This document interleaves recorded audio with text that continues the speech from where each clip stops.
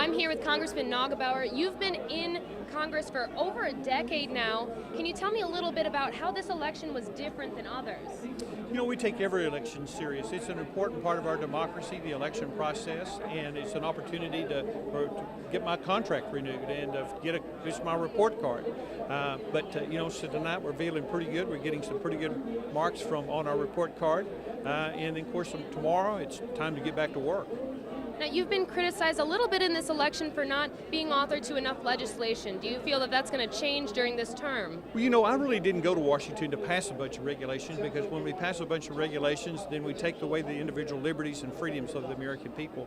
I'm working to make sure that we get government off the backs of the American people, making sure that we have a good farm bill, but making sure that we have an Endangered Species Act that doesn't take the property rights of people.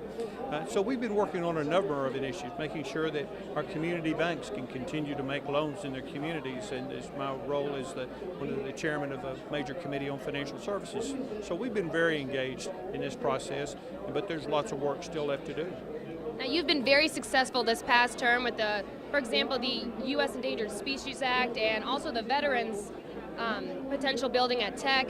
What are your main priorities for this coming term?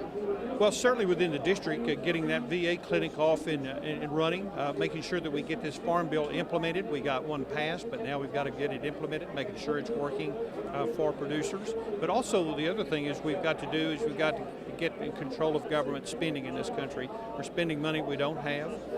We've got to address this border issue. The border is extremely important right now as we look at what's going on around the world. It makes us make sure that we have a border that's secure, because we don't want people that want to harm us to come in our country.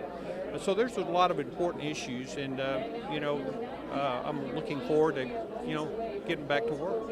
Alrighty, well, thank you so much for speaking with me.